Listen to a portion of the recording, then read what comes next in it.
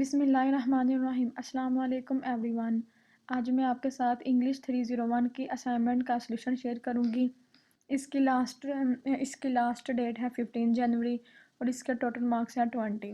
और ये lecture number 23 से 29 तक जो लेक्चर्स हैं उनमें से ये असाइनमेंट आई है। आप असाइनमेंट करने से पहले उन लेक्चर को एक दफ़ा रीड आउट कर लीजिएगा।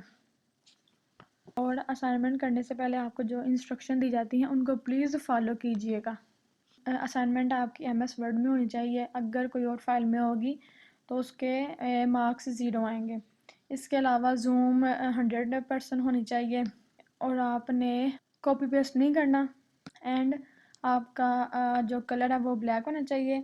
एंड टेक्स्ट फ़ॉन्ट साइज़ होना चाहिए 12 और स्टाइल होना चाहिए times new Roman.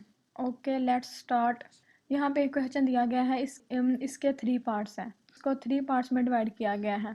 First part के मार्क्स हैं 10 एंड सेकंड पार्ट के हैं 5 एंड थर्ड पार्ट के भी मार्क्स हैं 5।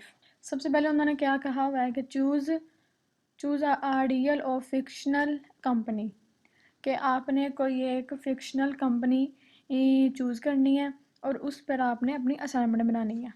उसके बाद आपने क्या करना है कि उन्होंने कहा हुआ है कि conduct SWOT analyse for the chosen company, evaluate the internal strength and weakness and external opportunities and threats. आपने जो कंपनी चूज़ करनी है उसके एनालिसिस लिखने हैं। SWOT स्टैंड फॉर है strength, weakness, external opportunities and threats. ये आपने इस कंपनी के लिखने हैं। एंड सेकंड पार्ट में कहा है provide a detail explanation of each aspect and support your analysis with relevant data. इसके बाद आपने ये लिखना है कि आपने जो पार्ट 1 में बताना है कंपनी की SWOT, उसकी आगे आपने मज़ीद एक्सप्लेनेशन देनी है रेलिवेंट डाटा के साथ। एंड देन आपने पार्ट 3 में करना है based on the findings from the SWOT analyse formulate strategic recommendations for the company, कि आपने जो कुछ ऊपर बताना है इस कंपनी को मज़ीद गाइडेंस देनी है जो आगे फ्यूचर में जाकर इनके लिए बहुत फ़ायदेमंद हो सकती हैं। और उसके बाद कहा है कि आपको ये एक लिंक दिया गया है, यहाँ पे यहाँ से आप SWOT की मज़ीद इंफॉर्मेशन ले सकते हैं कि ये क्या होते हैं। ओके, अब चलते हैं इसके सलूशन की तरफ। सबसे पहले हमने एक कंपनी का नाम चूज़ करना है और मैंने यहाँ पे किया है एप्पल कंपनी को मैंने चूज़ किया है। सबसे पहले इस कंपनी की जो स्ट्रेंथ है वो बताएंगे।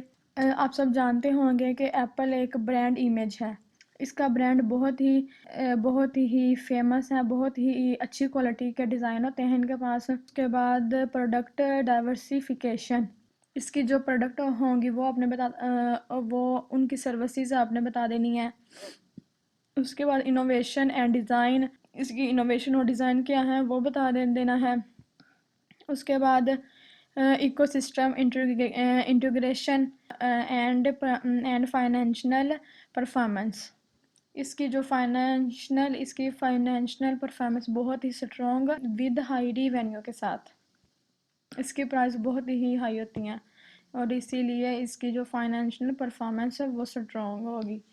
इसके बाद अब अगर एप्पल को देखा जाए तो हर किसी के जहन में आएगा ये बहुत ही अच्छी कंपनी है, लेकिन इसके साथ साथ लेकिन इसके बेनिफिट्स होने के साथ साथ इसके कुछ डिसएडवांटेजेस भी हैं। इसकी कुछ वीकनेस भी हैं, वो भी हमने बतानी है। इसकी वीकनेस क्या है? हाई प्रोडक्ट प्राइसेस, इसकी जो प्रोडक्ट होती हैं वो बहुत ही हाई प्राइसेस में होती हैं। Dependency on iPhone sales, closed ecosystem. इसकी अपॉर्चुनिटीज़ क्या हैं? इसकी अपॉर्चुनिटीज़ हैं services revenue growth, expanding services such as Apple Music, Apple TV and Apple Arcade for additional revenue streams. इसके बाद global market expansions, health and wellness technologies, augmented reality, green initiatives. इसके बाद इसके threats की तरफ आ जाते हैं। और थेरट्स में मैंने यहाँ पे लिखे हैं इंटेंस कंपटीशन।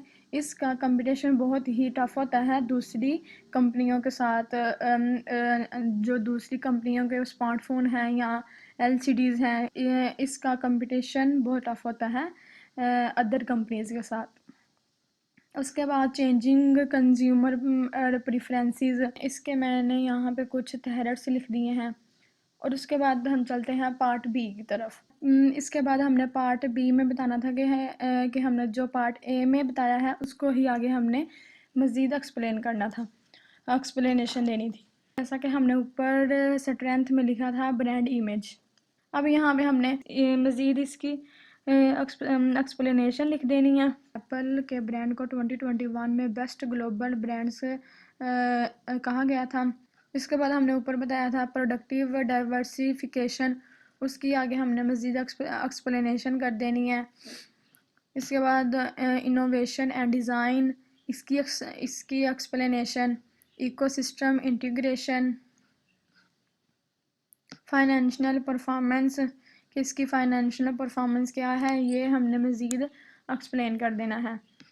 और इसकी वीकनेस की तरफ चलते हैं। इसकी वीकनेस हमने जो ऊपर बताई थी उन्हीं को हमने आगे एक्सप्लेन करना है। आपने अलग अलग नहीं लेनी, जो ऊपर हमने बताई है उन्हीं को आगे हमने एक्सप्लेन कर देना है। हाई प्रोडक्ट प्राइसेस, इसमें देखें यहाँ बताया है कि iPhone 13 pro max for instance starts at $1099 के ये इसकी इंस्टेंसेंस स्टार्टिंग में ये थी। इसमें यही बताया है कि इसकी जो प्राइसेस हैं वो बहुत ही हाई होती हैं। आगे क्लोज्ड इकोसिस्टम, इसके बाद अपॉर्चुनिटीज़ जो हमने ऊपर बताई हैं उन्हीं को हमने आगे मज़ीद डिस्कस करना है। Services revenue growth, global market expansions, health and wellness technology, augmented reality, green initiatives,